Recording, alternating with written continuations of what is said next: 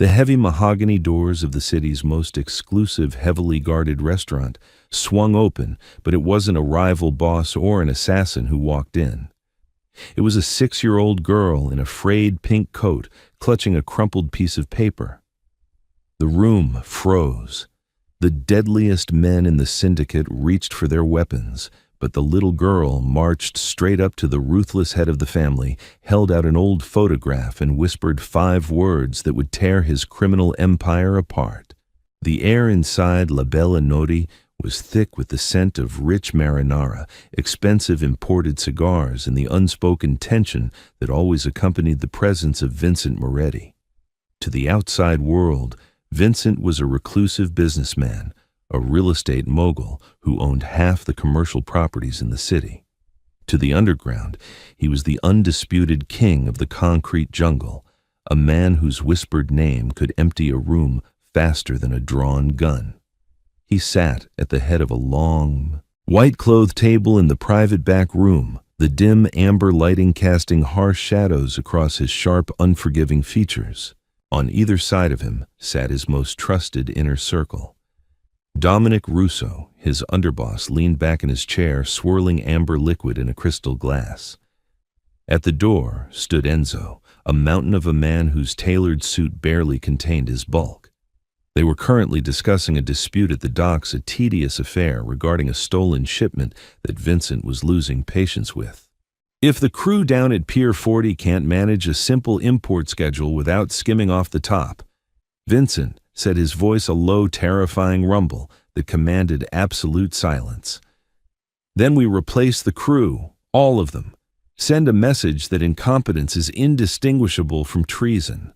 Dominic nodded, taking a sip of his drink. Consider it done, boss. Before the conversation could shift to the escalating tensions with the Bianchi family, a rival syndicate encroaching on their southern territories, a heavy thud echoed from the main dining room. The private quarters were supposed to be completely locked down. No one entered without a thorough search and Enzo's explicit permission. Enzo instantly dropped his hand to the holster beneath his jacket, his eyes darting to the frosted glass of the double doors. Dominic sat up straight, the casual demeanor vanishing in a heartbeat, replaced by the predatory instinct of a street-hardened enforcer. Vincent merely steepled his fingers, his cold, dark eyes fixed on the entrance. He did not reach for a weapon. He didn't need to. The heavy oak doors creaked open slowly, agonizingly, as if the person on the other side lacked the physical strength to push them. The men in the room braced for an ambush. What stepped through the threshold, however, made the air completely vanish from the room. It was a child. She couldn't have been more than 6 years old. She wore a faded, dirty pink winter coat that was 2 sizes too big for her, the sleeves rolled up at the wrists. Her dark hair was tangled, her face smudged with city soot and what looked like dried tears. She looked terrifyingly out of place among the velvet upholstery and the armed killers. Her small, scuffed sneakers squeaked against the polished hardwood floor. For a long, surreal second, absolute silence reigned. Even the hardened mafia enforcers were paralyzed by the sheer absurdity of the situation. How had a child bypassed 4 layers of armed security? "What the hell is this?" Dominic whispered, breaking the silence, his hand slowly falling away from his jacket. Enzo took a heavy step forward, his massive frame towering over the small girl. "Hey, kid, you can't be in here. How did you get past the kitchen?" The little girl didn't look at Enzo. She didn't look at Dominic. Her wide, piercing green eyes locked directly onto Vincent Moretti at the head of the table. She possessed a strange, unsettling focus, an unyielding determination that mirrored the hardened criminal surrounding her.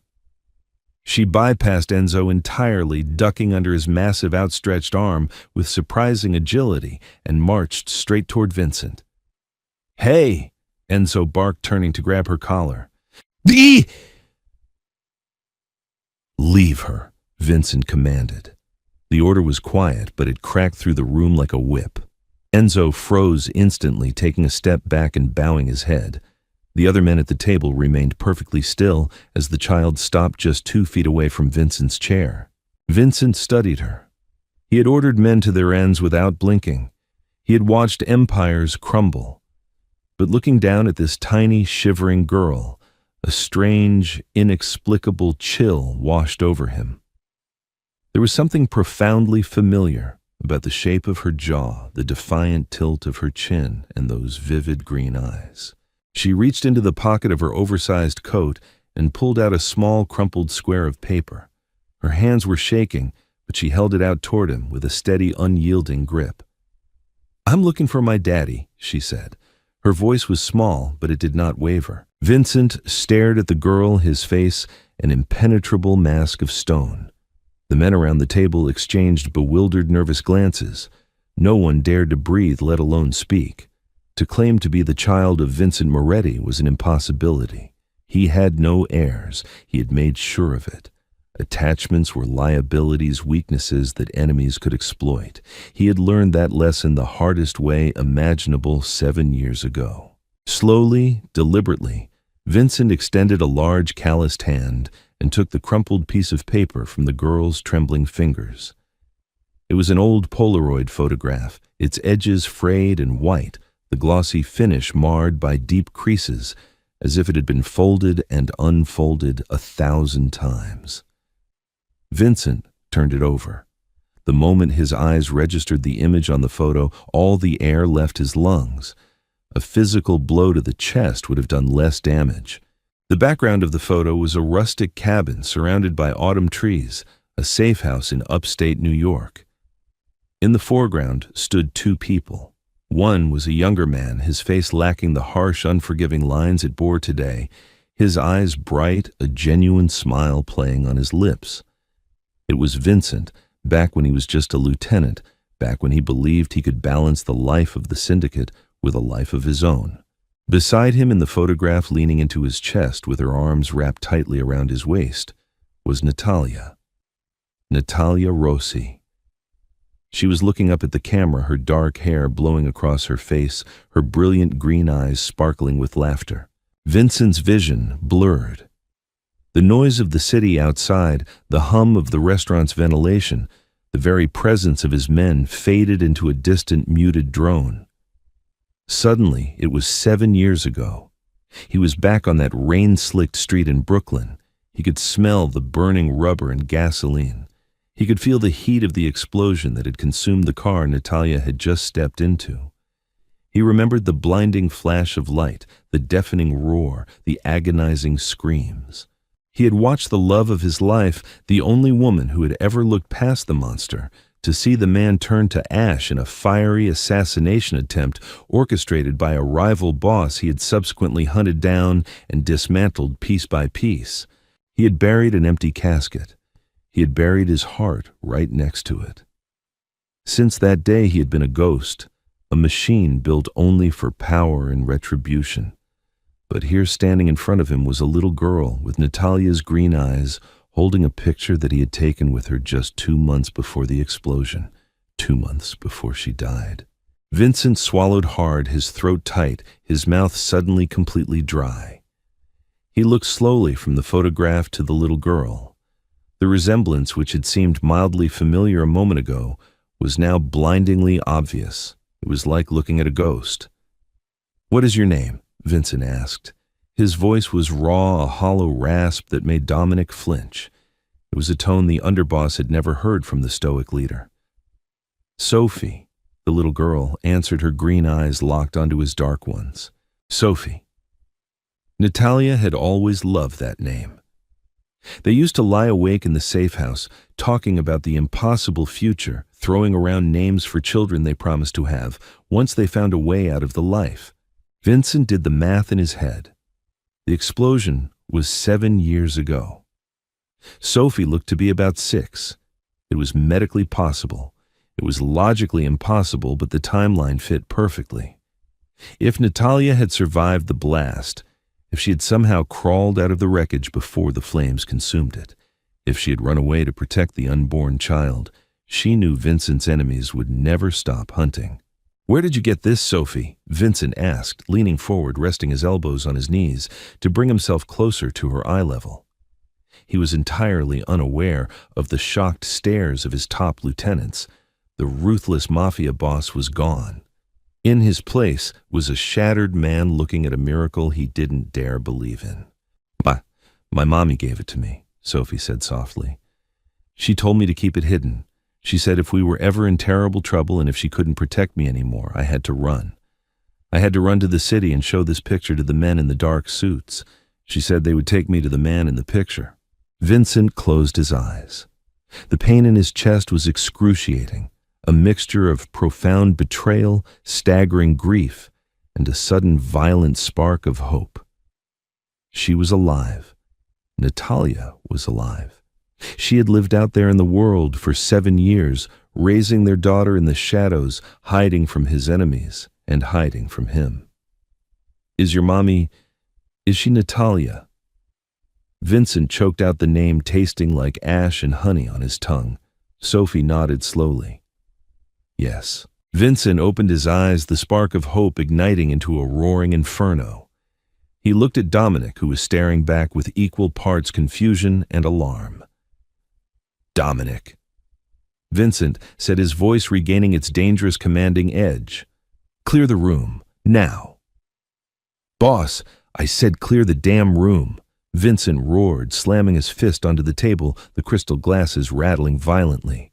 The men scrambled. Chairs screeched against the floors. Enzo, Dominic, and the other lieutenants rushed out, pulling the heavy oak doors shut behind them, leaving Vincent alone in the dim room with the little girl who held his entire world in her small, dirty hands. Once the doors clicked shut, the oppressive silence returned, broken only by the sound of Vincent's heavy breathing. He looked at Sophie, really looked at her. He noticed the dark circles under her eyes, the dirt under her fingernails, the way she clutched her coat tightly around herself, as if trying to shrink into nothingness. She was terrified, pushing through her fear with a desperate learned bravery. Vincent reached into his breast pocket and pulled out a clean white silk handkerchief. He offered it to her. She looked at it warily for a moment before taking it, wiping the soot from her cheek. Sophie. Vincent said, softening his voice to a gentle murmur, terrified that a sudden movement might shatter the illusion and wake him from this fevered dream. You said your mother told you to find me if you were in terrible trouble. What kind of trouble? Sophie's lower lip trembled. The brave facade she had maintained since she walked through the doors finally began to crack. Tears welled up in her striking green eyes, spilling over her dark lashes. The bad men. She sobbed, her small shoulders heaving. They broke our door. It was late. Mommy hid me in the floorboards. She has a secret place under the rug.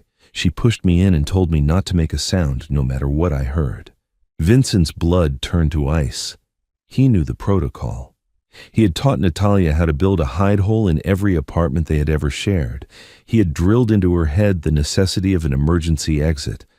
The fact that she had used it meant her location had been compromised. What did you hear, little one? Vincent asked, his hands balling into fists on his knees. I heard shouting, Sophie cried, wiping her nose with the silk handkerchief. Mommy was fighting them. There was a loud bang, like thunder in the living room, and then Mommy stopped fighting. I heard the men talking. They laughed. They said they finally found the ghost. Vincent's jaw tightened so hard his teeth ground together. The ghost.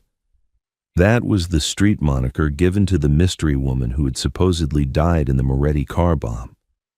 Rumors had circulated for years that a body was never fully recovered, but Vincent had dismissed them as the cruel gossip of a paranoid underworld. Someone else hadn't dismissed it. Someone had kept looking. Did you see the men, Sophie? Did you look through the cracks? Sophie nodded, sniffing loudly. I saw boots, big black boots.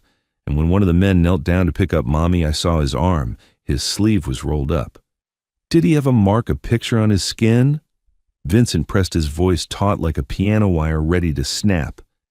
Yes, Sophie whispered, her eyes widening with the remembered terror. It was a big, ugly snake, a green snake wrapping around a knife. The temperature in the room seemed to drop 20 degrees. Vincent stood up slowly, his imposing figure casting a long, dark shadow over the table. The green snake entwined around a dagger. It was the crest of the Bianchi family, Carmine Bianchi, the vicious new head of the rival syndicate, had been pushing his boundaries for months, testing Vincent's patience, probing for weaknesses. They hadn't just found a weakness. They had found his heart. If the Bianchis had Natalia, they wouldn't kill her immediately. Carmine Bianchi was sadistic, but he was also a calculated businessman. He would use her. He would use her to ransom territories, to force Vincent to his knees, and then only when he had extracted everything of value would he execute her to break the Moretti family spirit. "Sophie," Vincent said, stepping around the table and crouching down in front of her. He placed his large, warm hands on her tiny shoulders. "Listen to me very carefully. You are safe now. No one will ever hurt you again. Do you understand me? You are in my house and nobody touches what belongs to me." Sophie looked up at him, her tear-filled eyes searching his face. "Are you really my daddy?" Vincent swallowed the massive lump in his throat. He reached up and gently brushed a stray lock of dark hair behind her ear. "I am. I didn't know you were out there, Sophie. If I had known, I would have burned the whole world down to find you. But I know now." "Can you save my mommy?" she asked, her voice cracking with desperate, innocent hope. "Can you stop the men with the snakes?" Vincent's eyes darkened, a cold, merciless fire igniting within them. The ghost of the man who loved Natalia had resurrected, but the ruthless monster who ran the city was still very much alive, and the two halves were rapidly merging into a terrifying force of absolute vengeance. "I'm not just going to stop them," Vincent whispered, his voice vibrating with a dark, lethal promise. "I'm going to erase them." He stood up and turned toward the door. "Dominic," he roared. The oak doors immediately swung open. Dominic and Enzo stepped inside, their faces pale, unsure of what they were walking back into. They saw Vincent standing tall, his eyes burning with a terrifying, unholy fury they hadn't seen in 7 long years. "Call the captains!" Vincent ordered, his voice echoing off the mahogany walls. "All of them. Empty the armories. I want every single man we have on the streets within the hour. Lock down the southern borders. Nothing goes in or out of Bianchi territory without my say-so." Dominic's eyes widened in shock. "Boss, that's a declaration of all-out war. The commission will step in. The streets will bleed." "Let them bleed," Vincent snarled, walking past his underboss and grabbing his heavy black overcoat from the coat rack. He slipped it on, checking the loaded handgun holstered at his side. He turned back to his men, his expression absolute zero. "Carmine Bianchi took something from me tonight." Vincent said, his gaze shifting briefly to the little girl standing near the table clutching the silk handkerchief. "And before the sun comes up, I am going to tear his heart out of his chest to get it back." The heavy mahogany doors of the restaurant snapped shut, plunging the dining room into a suffocating tension. Vincent Moretti moved with the lethal precision of an apex predator. He handed his overcoat to Dominic, his face pale but resolute. His mind, usually a fortress of cold logic, was a tempest of rage and desperate hope. He knelt beside Enzo, his massive bodyguard, who awkwardly held the tiny, trembling hand of Sophie. The contrast between the giant enforcer and the fragile child was stark. But Enzo looked at the girl with a fierce, protective gentleness that surprised even the hardened Vincent. "Unnen Enzo." Vincent ordered, his voice a gravelly rumble that commanded absolute obedience. "Take Sophie to the penthouse at the Grand Plaza. Use the private underground elevator. You do not leave her side for a single second. You do not let anyone in unless it is me or Dominic. If anyone tries to stop you, you put a bullet in their skull. Do you understand me?" Enzo nodded solemnly, his jaw tight. "With my life, boss." Vincent touched his daughter's cheek, wiping away a stray tear. "Be brave. Little one, I will bring your mother home. I promise you right now." As Enzo led the child away through the secure rear exit, Vincent stood up, his demeanor instantly transforming from a tender father to the ruthless king of the underworld. Dominic approached, holding out a secure satellite phone. "The captains are on the line, boss. The armories in the East End and the Harbor District are already being emptied. We have 80 men heavily armed and ready to move within the next 10 minutes. But we need a target. Carmine Bianchi has dozens of fronts across the city. Where exactly do we strike first? Vincent snatched the encrypted satellite phone. We do not strike blindly, Vincent snarled. We cut off the head of the snake. Carmine uses the old slaughterhouse on 10th Avenue to launder his cash and interrogate his rivals. If he took Natalia, he would want her somewhere he feels completely in control. Somewhere his top enforcers are heavily stationed. Dominic nodded, signaling the men to gear up. The slaughterhouse is a heavily guarded fortress, Vincent. It has reinforced steel doors and a dozen armed guards on the perimeter. It will be a bloodbath. Vincent racked the slide of his dark custom pistol, then let it be a bloodbath. They brought this war to my doorstep the moment they laid hands on my family. Tell the assault teams to equip for heavy breaching. We go in hard, and we leave no survivors. The convoy of sleek black SUVs tore through the rain-slicked streets of the city, ignoring red lights and speed limits. The fierce storm outside perfectly mirrored the absolute fury raging inside Vincent's chest. The city blurred past the dark-tinted windows, a chaotic smear of neon lights and shadows. In the lead vehicle, Vincent sat in silence, meticulously loading extra magazines into his heavy tactical vest. The memory of the terrible explosion 7 years ago flashed through his mind, the blinding orange fireball, the deafening roar, the agonizing scent of burning metal.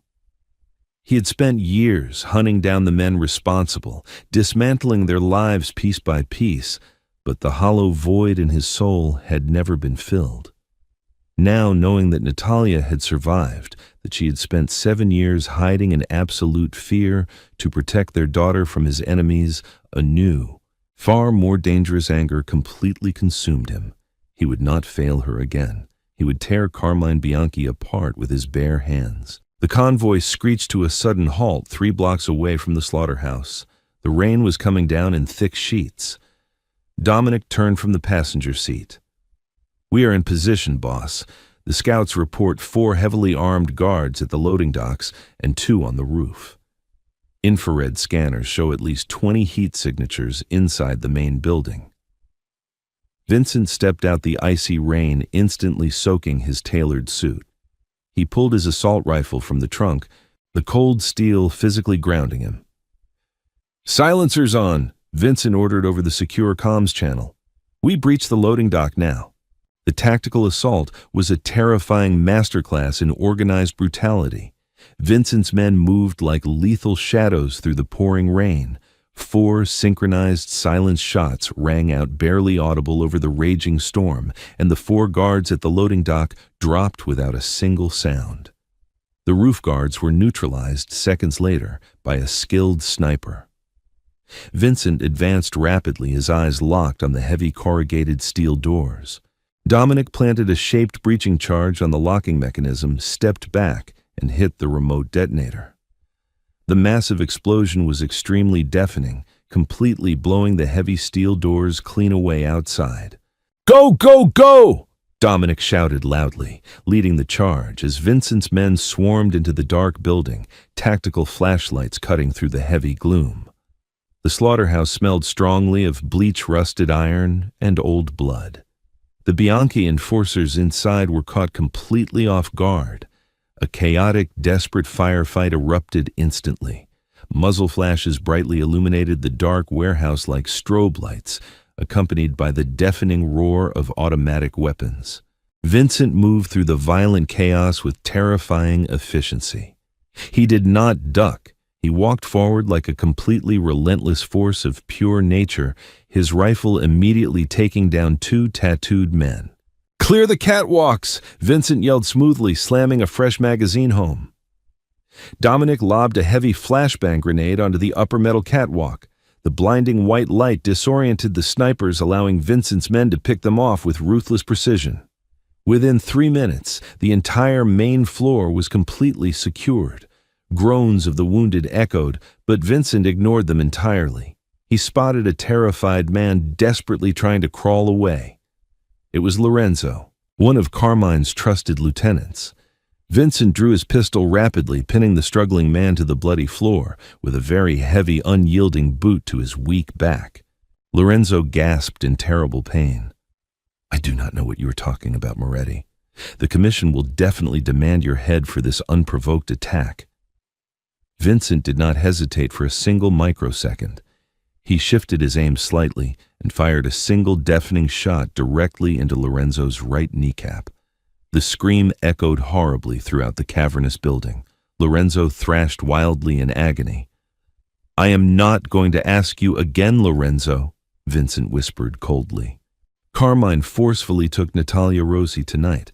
Tell me exactly where he is currently holding her, or my absolute next bullet permanently shatters your lower spine." Lorenzo sobbed uncontrollably, his foolish defiance entirely broken. The old shipyard, Pier 82. Carmine has a large private luxury yacht docked there securely. He took her there exactly an hour ago. Please, I swear on my life. Vincent lifted his heavy boot and turned away, his face a terrifying mask of concentrated murderous fury. "Dominic!" Vincent barked loudly, striding swiftly back toward the destroyed loading dock. "Burn this entire miserable place straight to the ground. Leave absolutely no trace behind. Then immediately get the men to Pier 82. We are going straight to the deep water tonight to finish this." Dominic nodded affirmatively, pulling a heavy incendiary grenade from his tactical combat harness. "You heard the boss," Dominic yelled forcefully to the assembled crew. "Torch the entire building now." As Vincent walked briskly out into the pouring icy rain, the extremely bright orange glow of devastating flames forcefully erupted behind him, dramatically casting long, aggressively dancing shadows against the wet pavement. The slaughterhouse was burning fiercely, but the furious, unyielding fire burning deep inside Vincent's dark, tortured soul was far hotter, and it absolutely would not be quenched until Carmine Bianchi was entirely reduced to useless blood-soaked white ashes. The drive to Pier 82 felt like an absolute eternity. The severe storm had intensely escalated rapidly, transforming the dark city streets into rushing rivers of deep black water. Vincent's highly skilled driver violently pushed the heavily armored SUV to its absolute mechanical limits, dangerously hydroplaning through incredibly tight corners and roaring loudly down completely abandoned industrial avenues. Vincent sat entirely motionless in the spacious back seat, his extremely cold, dark eyes fixed completely unblinkingly on the desolate rain-swept urban landscape of the harsh harbor district. The massive towering metal cranes of the dark shipyard loomed menacingly ahead now. Every passing second felt remarkably like a tremendous physical weight pressing violently down upon his broad chest. 7 agonizing years he had faithfully mourned her. 7 long years he had miserably lived as a completely hollowed-out empty shell, merely existing only to efficiently manage a vast criminal empire he deeply despised. And now, the beautiful woman who had always held his heavily guarded heart, the brave mother of the sweet daughter he had literally just met tonight, was unfortunately currently suffering in the deeply twisted hands of a completely sadistic, unpredictable psychopath. He absolutely needed to hurry up now. "We are finally approaching Pier 82, Dominic stated firmly from the front passenger seat, his gruff voice noticeably tight with intense anticipation. Our forward scouts nervously report a heavily fortified presence. Carmine's private luxury yacht is currently docked securely at the far end of the long concrete pier. There are strictly at least 30 heavily armed men aggressively patrolling the slippery docks, and several hidden snipers cleverly positioned atop the surrounding metal cargo containers. It literally is a highly dangerous, extremely well-defended military fortress, heavily floating directly on the rough, dark water tonight. Vincent checked his heavy weapons. "Hootie. We simply do not have enough precious time for a quiet, stealth approach tonight," Vincent loudly declared. Carmine already surely knows we forcefully hit the old slaughterhouse. He absolutely knows I am rapidly coming for him right now. He will desperately try to use Natalia as powerful leverage, or even worse, he will cowardly try to quickly slip away safely by sea. Vincent's strong jaw tightened aggressively. We must trap them completely. Quickly block the main pier entrance with the heavy armored trucks. Send a stealth team to rapidly cut the thick mooring lines so that massive ship absolutely stays. The heavy convoy arrived violently at the completely dark shipyard, aggressively tearing through the flimsy chained gates without ever slowing down once. The loud screech of burning tires and the deafening roar of powerful engines immediately alerted the extremely nervous Bianchi guards instantly. Bright security spotlights suddenly snapped on everywhere, easily cutting through the heavy, blinding rain and clearly illuminating the massive black SUVs as they aggressively skidded to a chaotic halt, quickly forming an impenetrable defensive barricade entirely blocking the long concrete pier. The humid air violently erupted instantly with the incredibly deafening, terrifying sound of heavy machine guns. Lethal bullets constantly sparked extremely brightly off the heavily reinforced thick metal armor of the sturdy SUVs, completely shattering safety glass and aggressively tearing deeply into the strong metal frames. Vincent immediately kicked open his heavy door and quickly dove safely behind the massive engine block, instantly returning lethal fire with his powerful assault rifle. The brutal, unforgiving battle for control of Pier 82 had officially begun now, and it quickly became an incredibly chaotic, extraordinarily bloody, completely terrifying, absolute nightmare for everyone involved. Suppressing heavy fire directly on those tall containers, Vincent roared extremely loudly over the deafening noise. Dominic and his dedicated heavy weapons tactical team immediately unleashed a completely relentless, totally devastating heavy barrage of extremely high-caliber suppressive fire, rapidly chewing directly through the incredibly thin, weak metal walls of the tall shipping containers, permanently silencing the hidden enemy snipers in a completely brutal, absolutely unforgiving hail of hot flying lead. With the crucial high ground completely neutralized now, Vincent fearlessly led the extremely violent, bloody forward charge directly down the highly exposed, incredibly dangerous open concrete pier toward the large floating ship. The relentless freezing rain battered the long concrete expanse of Pier 82, turning the entire surface into a treacherously slick mirror-like battlefield, perfectly reflecting the aggressive strobing muzzle flashes of heavy automatic weapons. Vincent Moretti moved with the terrifying, unstoppable momentum of a derailed freight train, his tailored dark suit entirely soaked through with freezing harbor water and the fresh warm blood of the rival men he had already dispatched.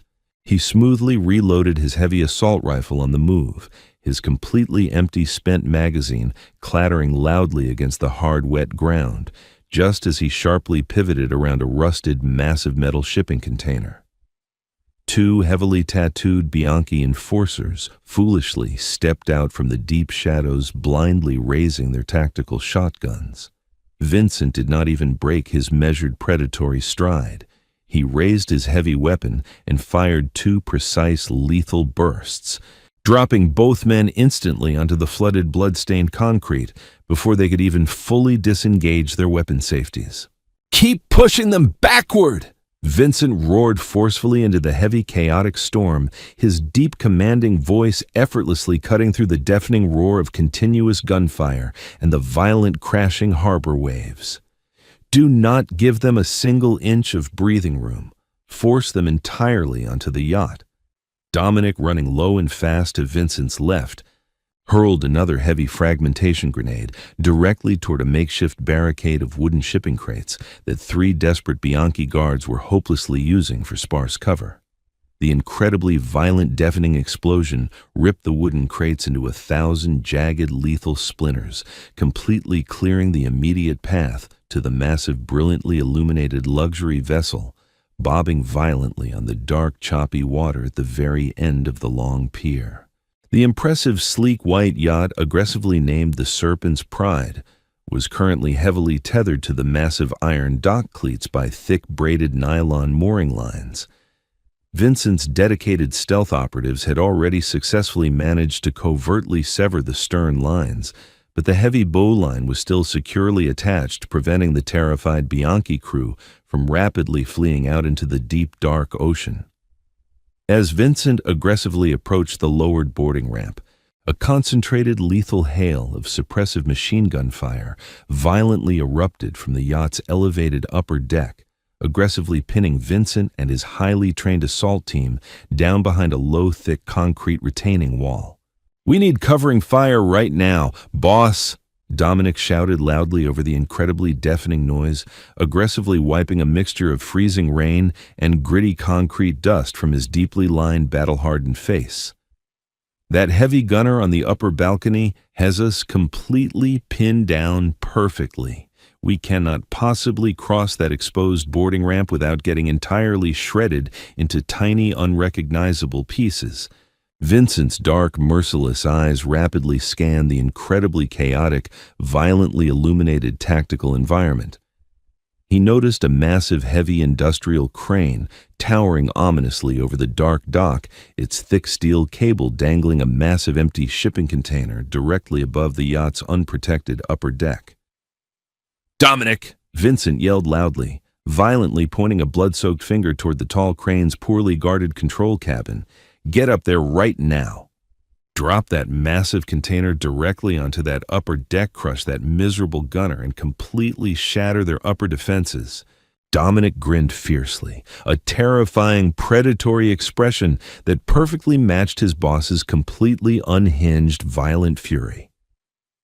"Consider it done, Vincent." Without another word, Dominic rapidly broke from the protective cover, desperately sprinting wildly through the freezing torrential downpour toward the tall metal ladder of the heavy industrial crane, while Vincent and the remaining men aggressively laid down a completely blinding, overwhelming wall of heavy suppressive fire to cover his highly dangerous, totally exposed tactical movement. The agonizing seconds felt like incredibly long, painful hours.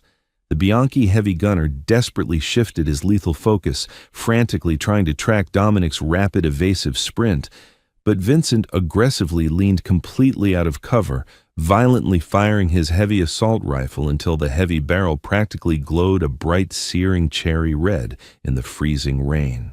Suddenly, with a deafening, terrifying screech of agonizing, unlubricated metal gears and a violent shudder of heavy machinery, the massive towering crane abruptly lurched into sudden violent motion. The gigantic heavy steel shipping container swung wildly through the stormy, chaotic night air, desperately guided by Dominic from the high control cabin.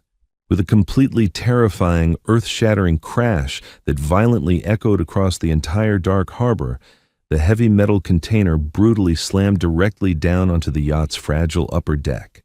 The incredibly violent impact completely obliterated the heavy machine gun nest, instantly violently shattering expensive reinforced glass and completely crushing the elegant upper superstructure into a tangled, smoking ruin of twisted, sparking metal.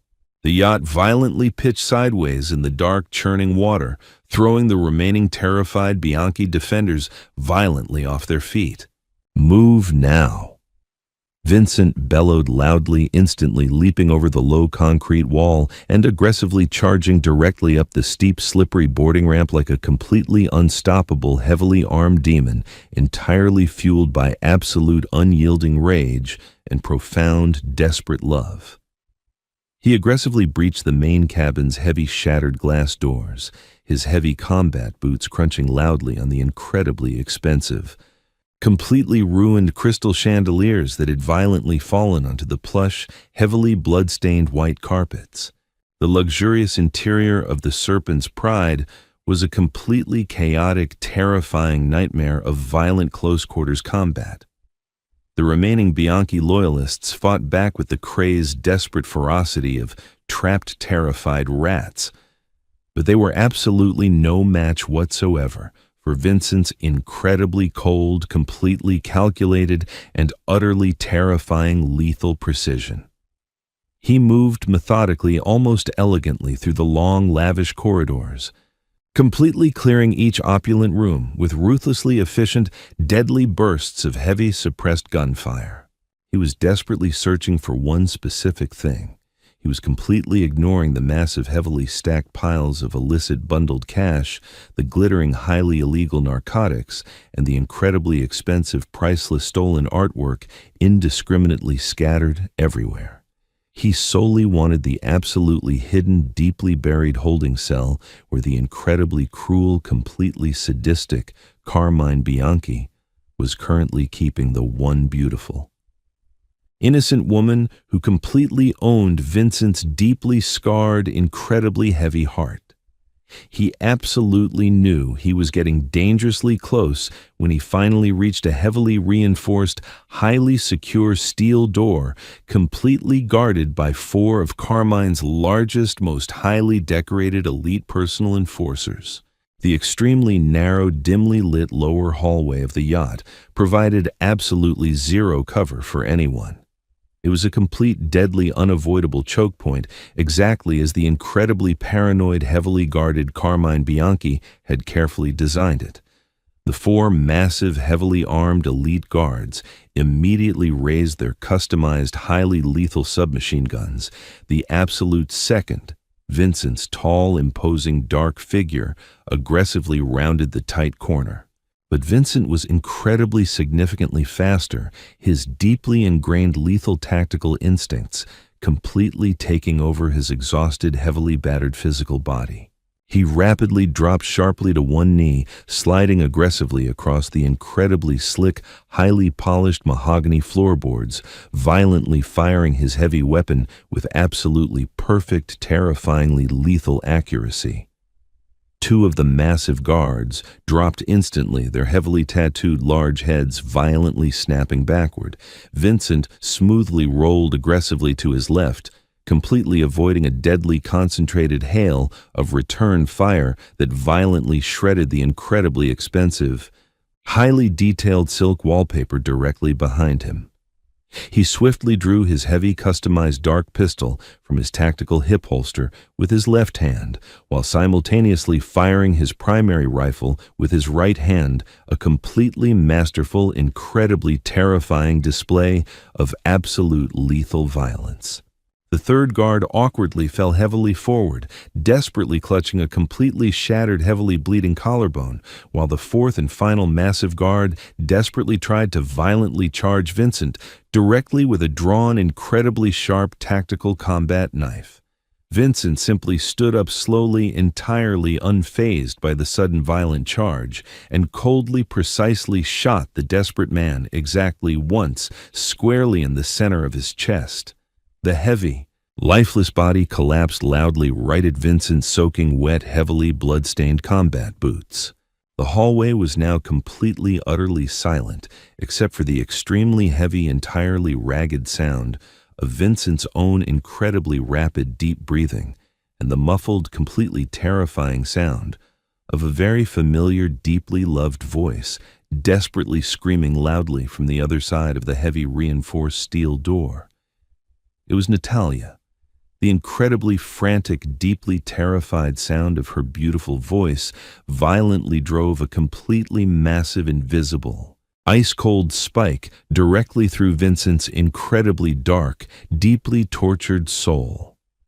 He rapidly stepped up to the heavy door, quickly aiming his heavy weapon at the complex, high-tech electronic locking mechanism, and aggressively fired 3 heavy armor-piercing rounds directly into the expensive control panel. The heavy steel door violently hissed loudly and slowly swung open. Vincent immediately kicked it fully wide open, rapidly raising his heavy weapon, his dark eyes frantically scanning the incredibly bright, highly sterile interior of the hidden panic room. Carmine Bianchi was standing directly in the center of the small, heavily armored room. He was a surprisingly small, deeply rat-like, terribly ugly man, wearing an incredibly expensive, completely ruined white silk suit. In his trembling, heavily manicured right hand, he held a highly polished, incredibly sharp silver revolver. His left arm was completely violently wrapped tightly around the incredibly slender, highly fragile neck of Natalia Rossi. Vincent's entire world abruptly completely stopped spinning. Natalia looked incredibly beautiful, even deeply covered in dark, terrible bruises and heavily exhausted by absolute, unyielding terror. Her completely striking, incredibly vibrant green eyes, the absolute, exact, same incredibly beautiful green eyes that deeply mirrored little Sophie's innocent, entirely trusting gaze, were heavily widened in absolute complete shock as she stared directly at Vincent. She had not seen him in exactly 7 incredibly long, terribly painful years. To her, he was supposed to be completely moving on, totally unaware of her continued, highly secret existence.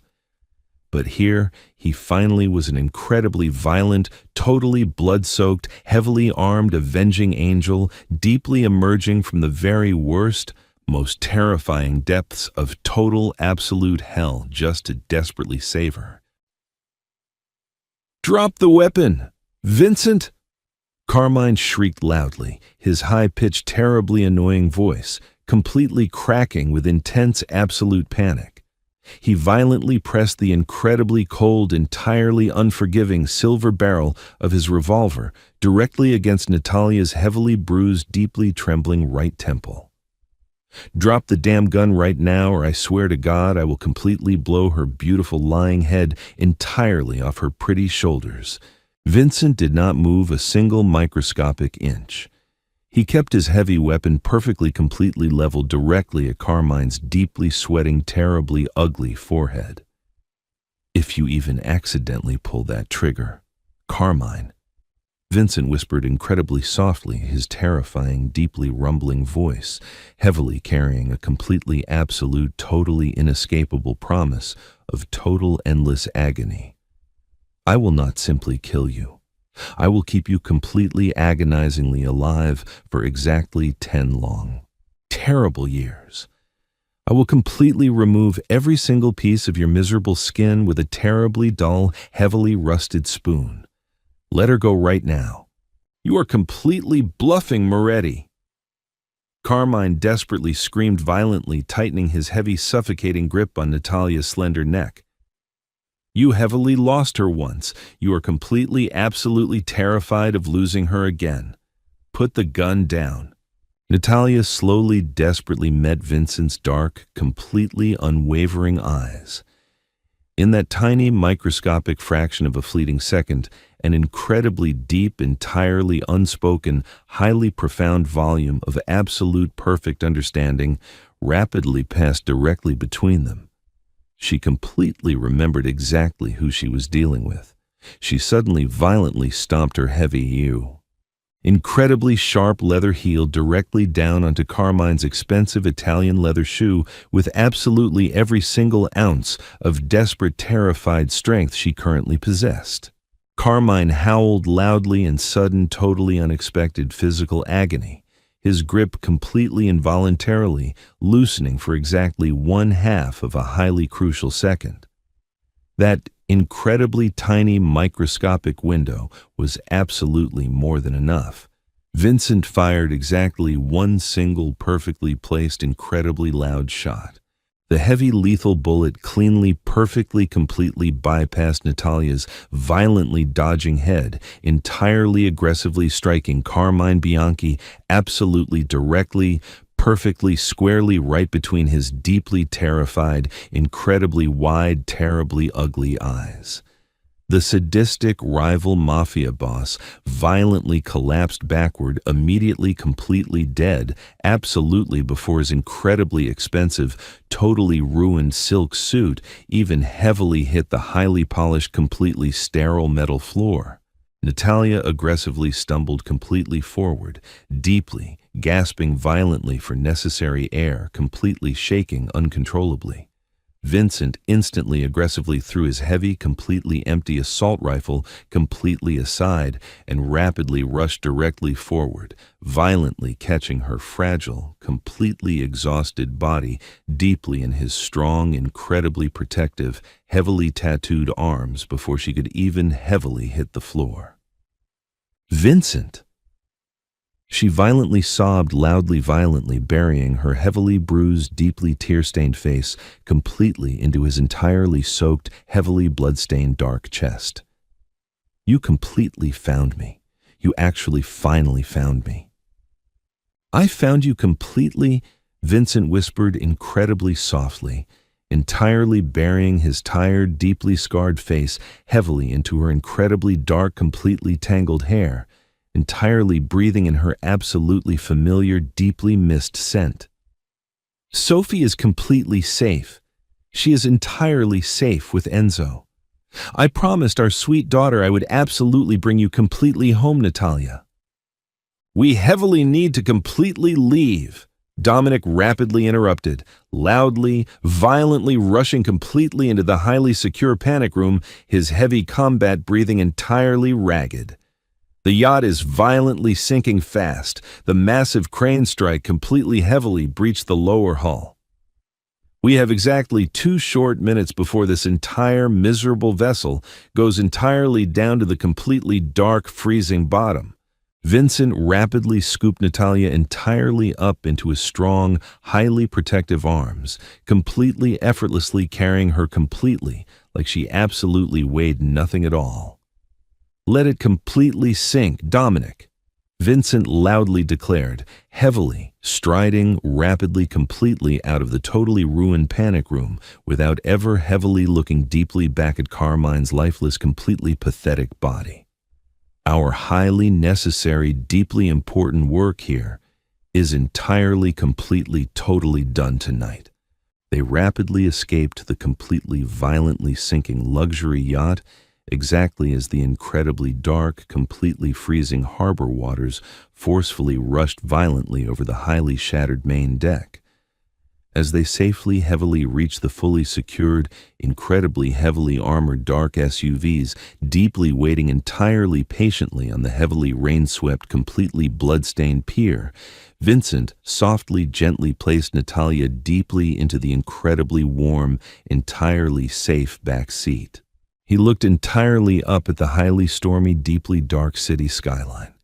The completely terrible, highly dangerous, absolutely deadly war was finally entirely over.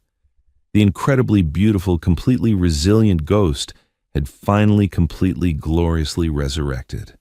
And the incredibly ruthless, deeply feared Mafia Boss was finally entirely, completely, totally whole once again. The heavy armored black SUV tore relentlessly through the flooded, chaotic streets of the dark city, leaving the blazing, violent destruction of the ruined harbor district far behind them in the rearview mirror. Inside the spacious, completely secure, climate-controlled cabin, the atmosphere was thick with a heavy, profound exhaustion and an incredibly deep, overwhelming sense of absolute miraculous relief. Vincent Moretti sat entirely still in the plush leather seat, his large, deeply scarred hand firmly, completely wrapped around the incredibly fragile, severely bruised fingers of Natalia Rossi. The heavy, unforgiving silence between them was not uncomfortable. It was a deeply sacred, entirely restorative quiet that miraculously spoke absolute volumes after 7 incredibly long, agonizingly painful years of total, devastating separation. Natalia leaned her weary, battered head heavily against Vincent's broad, deeply protective shoulder, her eyes closed, desperately breathing in the incredibly familiar, heavily comforting scent of rain gunpowder and expensive cologne that completely defined the dangerous man she had never actually stopped loving. "I truly thought I had completely lost you forever," Vincent finally whispered softly into the dark, quiet space of the heavily armored vehicle, his deep, rumbling voice violently betraying the incredibly raw, utterly devastating emotional agony he had secretly carried for so many years. When that car violently exploded on that terrible Tuesday evening, I watched my entire world completely burn to absolute ashes right in front of my own eyes. I buried an empty hollow casket. I violently buried my own heart right alongside it. I became a completely ruthless, utterly merciless monster just to survive the crushing, absolutely suffocating weight of losing you. Natalia slowly opened her brilliant, completely striking green eyes, staring deeply out at the blurry, rain-streaked neon lights of the passing city. "I never ever wanted to intentionally hurt you, Vincent," she murmured quietly, her voice trembling with intense, absolute sincerity and deep, unresolved guilt. The explosion was heavily orchestrated by the Russian syndicate, but they possessed highly classified, extremely sensitive inside information. Someone deep inside your own trusted inner circle completely sold us out that night. I was violently thrown completely clear of the blast by sheer, absolute, miraculous luck. But when I woke up in the dark, dirty alleyway, heavily bleeding and completely terrified, I realized a terrifying, absolute truth. I was already highly pregnant with our beautiful daughter, Sophie. If I had publicly returned to you the unknown, highly dangerous traitor completely embedded within your own family would have absolutely never stopped hunting us. I had to completely disappear into the absolute shadows. I had to become a total ghost to ensure our innocent baby could safely live. Vincent's jaw tightened aggressively, his dark, completely unforgiving eyes narrowing into dangerous, lethal slits as the heavy-armored SUV smoothly pulled into the highly secure, heavily guarded underground parking garage of the luxurious Grand Plaza Hotel. "Who was the miserable traitor Natalia?" he asked coldly, his voice dropping to a terrifying, deadly pitch. "Give me his absolute name right now. Who violently forced you to live in absolute fear for 7 entirely agonizing years?" Natalia swallowed hard, her trembling hand squeezing his tightly. "It was Matteo Lombardi, your senior financial advisor. He personally leaked our highly secure safehouse location. And he was the exact same man who finally tracked me down yesterday, completely selling my current location directly to Carmine Bianchi for a massive, highly lucrative territory dispute." The heavy steel doors of the private, deeply secure elevator smoothly slid completely open as they reached the massive, luxurious penthouse suite.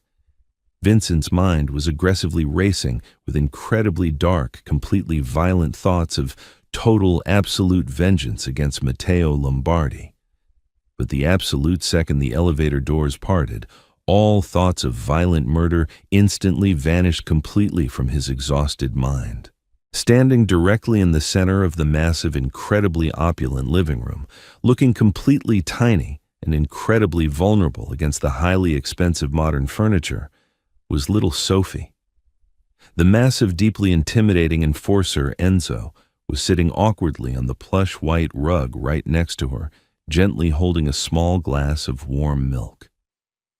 The absolute second Sophie's striking green eyes locked onto the deeply bruised, heavily battered figure of her mother, she dropped the glass entirely, the warm milk violently spilling across the expensive rug. "Mommy!"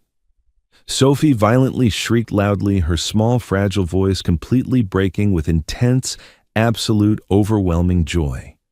She desperately sprinted completely across the massive room, her tiny bare feet rapidly slapping against the polished hardwood floor. Natalia aggressively dropped entirely to her heavy, bruised knees, violently throwing her fragile arms completely open. She caught her beautiful crying daughter in a completely desperate, overwhelmingly fierce embrace, burying her tear-stained face deep into Sophie's dark, tangled hair. The sound of their combined, deeply emotional sobbing violently echoed throughout the massive, silent penthouse, completely shattering the hardened, icy exteriors of every single dangerous man currently standing in the room. Vincent stood completely paralyzed just inside the heavy doorway, watching his beautiful resurrected world desperately clinging to each other. A single heavy tear smoothly escaped his dark, unforgiving eyes, slowly rolling down his deeply scarred, battle-hardened cheek. He slowly walked forward, his heavy combat boots silent on the plush carpet, and gently wrapped his massive, heavily tattooed arms completely around both of them, pulling his entire, absolutely perfect family into a deeply protective, entirely unbreakable, incredibly powerful embrace. The incredibly beautiful, deeply emotional family reunion lasted for several heavily uninterrupted hours. Vincent personally carried a deeply exhausted, completely sleeping Sophie into the massive, highly secure guest bedroom, gently tucking the heavy, expensive silk blankets completely around her tiny, fragile shoulders. He stood entirely silently in the dark doorway for a long, profound moment, simply violently marveling at the incredibly peaceful, completely rhythmic rise and fall of her small chest. He had a beautiful daughter. He was an actual father. The absolutely terrifying, highly dangerous boss of the city's most powerful criminal syndicate had suddenly, completely unexpectedly discovered a profoundly deep, highly vulnerable reason to actively live rather than merely violently exist. He softly closed the heavy bedroom door and slowly walked back into the massive, softly illuminated living room. Natalia was sitting quietly on the plush sofa, having completely showered and changed into heavily oversized, deeply comfortable clothes provided by the hotel staff. Her terrible bruises were heavily treated, but the deep emotional scars clearly remained. She looked up completely as Vincent heavily approached, her striking green eyes completely filled with a highly complex mixture of intense, absolute love and deep, lingering anxiety. "She is completely safe, Natalia," Vincent whispered gently, softly, sitting down right beside her and gently pulling her deeply into his strong, highly protective embrace. "No one will ever violently kick down our heavy doors again. I absolutely swear this to you on my actual life." "What about Matteo Lombardi?" Natalia asked quietly, her voice trembling slightly with remembered terror. "He is highly dangerous, Vincent. He is incredibly smart, completely manipulative, and he actively commands a significant portion of your financial operations. If he currently realizes Carmine Bianchi is completely dead, he will violently strike at you directly." Vincent's deeply scarred face immediately hardened into a completely terrifying, absolutely unyielding mask of pure, absolute, calculated malice. The deeply loving, highly gentle father instantly vanished, completely seamlessly replaced by the incredibly dangerous, utterly merciless king of the violent underworld. "Matteo Lombardi is already a completely dead man walking," Vincent violently declared softly, his deep voice carrying an incredibly dark, totally absolute promise of complete, violent destruction. "He just does not actually know it quite yet." Vincent gently kissed Natalia's forehead, softly, stood up and briskly walked out into the highly secure penthouse hallway where Dominic was patiently waiting, heavily armed and completely alert. "Dominic!" Vincent barked sharply, and his tone completely leaving absolutely no room for any argument. "Where is Matteo Lombardi right now?" Dominic's heavily lined face darkened. "He is currently hosting a massive, highly exclusive private poker game at his heavily guarded luxury estate out in the wealthy northern suburbs. He thinks he is entirely untouchable, boss." "Get the men," Vincent ordered coldly, rapidly checking his heavy customized weapon. "We are going to forcefully pay our deeply trusted financial advisor an incredibly sudden, highly permanent visit. Tonight, we completely purge the absolute rot from our own family." The heavily armed, highly dangerous convoy of black SUVs violently descended upon the massive, luxurious Lombardi estate precisely at 3 o'clock in the morning. Vincent did not even bother with a heavily stealthy, highly quiet approach this time. He wanted the miserable traitor to feel absolute, complete, highly paralyzing terror. The heavy armored vehicles violently smashed directly through the expensive, highly decorative wrought iron front gates, aggressively tearing up the perfectly manicured, highly expensive front lawns.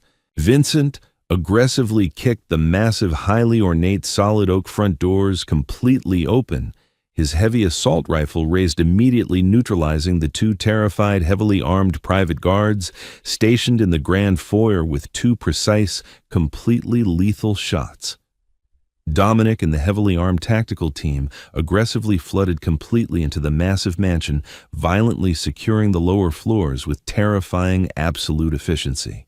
Vincent aggressively marched directly into the massive, highly smoky backgambling parlor. Matteo Lombardi, a deeply wealthy, slightly overweight man wearing a highly expensive, completely bespoke Italian suit, violently dropped his expensive crystal glass of scotch.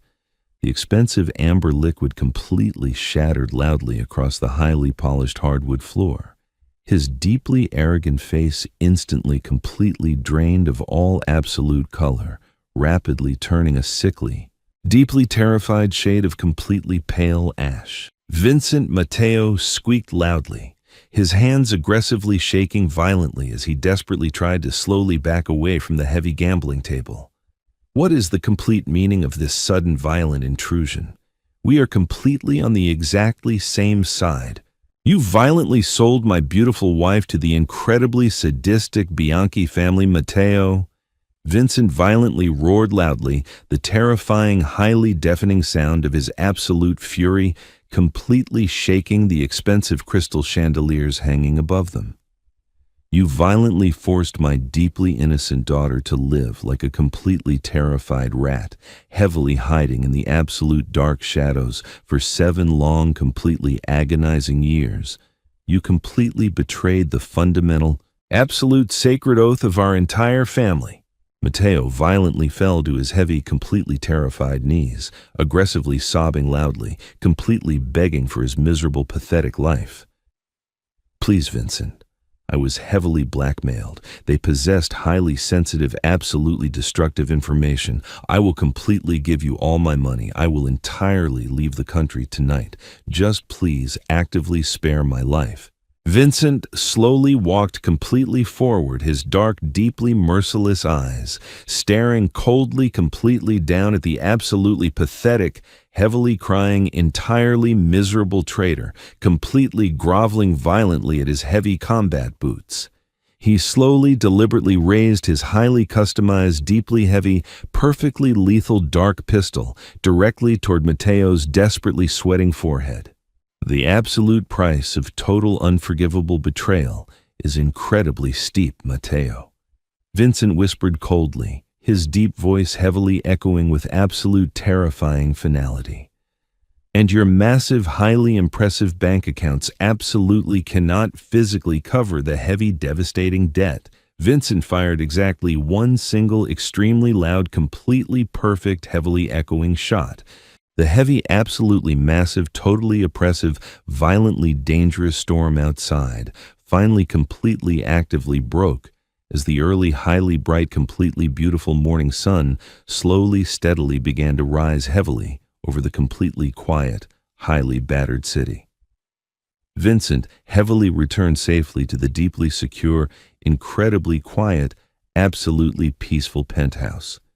He completely stripped off his highly ruined, deeply blood-stained tactical gear and completely washed the heavy, dark sins of the incredibly violent, totally chaotic night entirely from his tired, heavily scarred hands. He walked entirely softly back into the massive, deeply peaceful guest bedroom. Natalia was completely awake, softly sitting gently on the very edge of the large, comfortable bed, deeply, highly lovingly stroking little Sophie's dark, totally messy hair. Vincent slowly sat heavily down right beside them, deeply pulling them both completely, incredibly safely into his highly protective, absolutely unyielding embrace. The violently dangerous, absolutely ruthless mafia boss had successfully, completely, brutally destroyed every single immediate threat to his highly beautiful, absolutely precious family. He had completely conquered the violently dark, highly deadly underground world. But as he completely looked deeply down into the beautiful, striking green eyes of the incredible woman he absolutely loved, and the tiny, deeply innocent child they had miraculously created, Vincent Moretti finally completely, totally understood that his absolutely greatest, most powerful, totally rewarding victory was simply finally completely coming home.